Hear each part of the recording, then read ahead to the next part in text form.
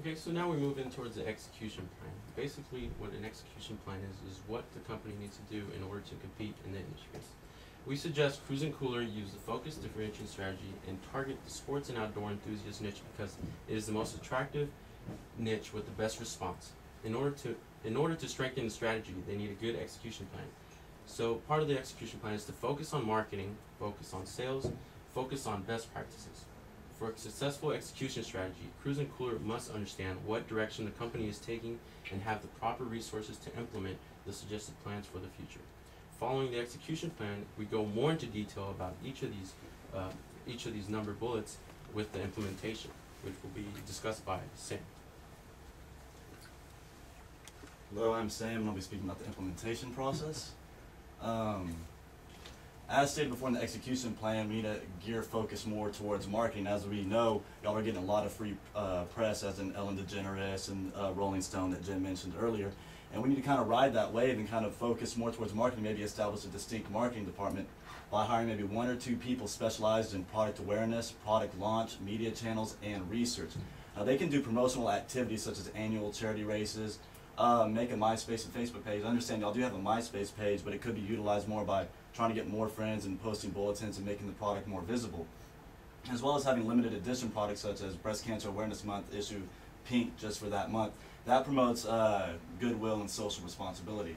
Also, to go to the masses of where the target niche is we suggested to go to Monday Night Football games, which we call the Road to the Cooler Bowl. Now what it is, if y'all are familiar with the Madden bus, it's kind of like that. We understand that you'll have 2 trucks here. You can either use one of those or sell them both and get an RV or a bus and travel from city to city on the Cruising Cooler bus. And pre-game, do little events like each cooler represents a team and they race to see who it is. And hopefully ESPN would take note of that and put it on air because it's traveling from city to city on the Monday Night Football games.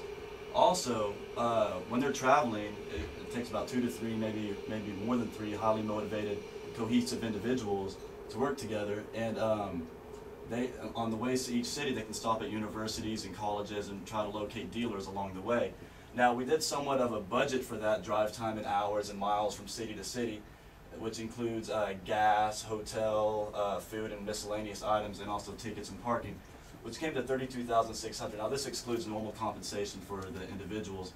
And we kind of left some more leeway room for gas. We put about $3,500 more.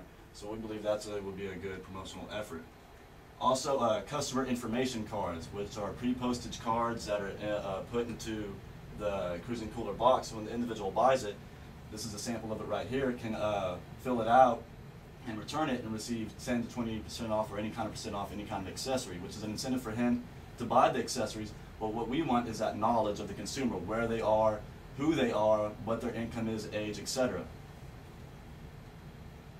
Also, to better implement the strategy, we need to focus on sales and have it more enhanced. We noticed that y'all have 2 warehouse space locations here, but the pallet locations are pretty much empty. And we understand that just-in-time processing is an invaluable tool, but if we kind of forecast and keep popular products in the warehouse space, maybe the sales team can better close a deal, or maybe dealers would have better intention of buying if they can get 10% of their product now, and then wait for the 90% 6 to 8 weeks later.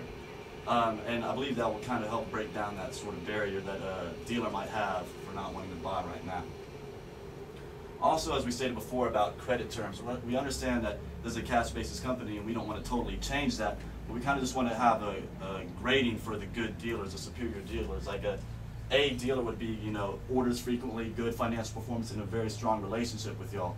And with that, you can issue them some sort of credit financing, which will kind of reward them as well as getting the product out there more visibility and increasing revenue. Also, the website, it's pretty well structured now. Make sure that it's a minor distribution channel to avoid channel conflicts with the dealers. You don't want to compete heavily with them because the primary purpose of the minor distribution channel through the website is to gain market research on your customers. Also, using best practices, Jim mentioned this earlier in one of our meetings, which we agree with, is having certain customer service employees attend service seminars, and there's a lot that come to Houston every so often, and we agree with that. And Six Sigma and total quality management tools for reduced maintenance errors and quality control. are also a suggestion to use in the manufacturing process. Now, Gary will conclude with the summary.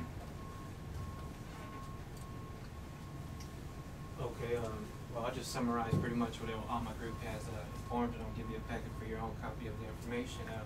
And like we said, Cruising Cooler likes brand awareness, so we do want to expand the market and probably tap onto that untapped market so everyone knows what a cruising cooler is, and when you hear cruising cooler, everyone can think of the cruising cooler.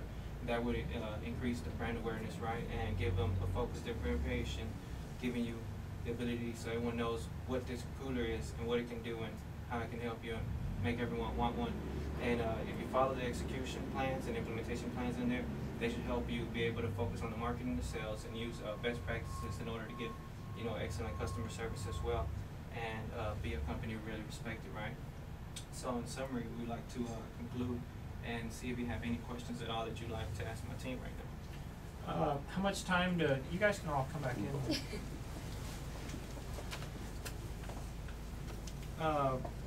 You guys did a great job on the summary. There's some things that you guys are probably not privy to, which doesn't allow you to get the full scope of it because the amount of time and stuff. And part of the things that we face globally is we face the shrinking dollar, the devaluation of the yen from Chinese imports, the rise in costs of products in China.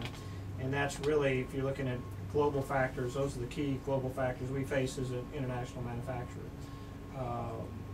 A lot of the other stuff that, like the empty warehouse, that's a factor of a transition in products. We actually bought our own factory. We took over a plastics factory and redesigned and redeveloped a completely new product, and that gave us a shortage in inventory for 5 months this year, and now the containers are flowing every week. Before, when you'd walk in here, you'd have to turn sideways to walk through that warehouse. And so part of that has to do with the transition, and part of the transition again was because of rising prices. We took over and bought our own factory in order to lower the costs because of the rising costs in China. And that affects everybody, every company on the planet. The road sales thing, we've actually spent $500,000 last year on road sales. We had 5 crews out there at one point, and we got it down to 1 crew, and we found out that that we're probably a big enough company that strategically wise we'd like to refocus on other medias like television, billboards, radio, and try other advertising media other than the road thing. The road thing is awfully expensive. Right. We spent a considerable amount of money, almost 10% of our income, just on the road sales last year. We felt we could take that $500,000 and apply it to different areas and maybe get a better response than if we just stuck with what we were doing. And that's kind of the major change we made in that. Everything else seems to be it's pretty good, and we'll certainly look at everything that you've created. You all did a great job. You've spent a lot of time and Thanks for Thank you very much. having a hiring all of them. It was a good opportunity. I mean, it was really a good opportunity. Everybody was amazing. We just really enjoyed to just have a good cooperation with you. I think it's a fun company to do it. Oh yeah, definitely. It is. I suppose when I started this company, I said, man, I'm glad I'm not making toasters or something. At least we're making a fun product. So Definitely. I think that goes a long way to enjoying what you do every day. And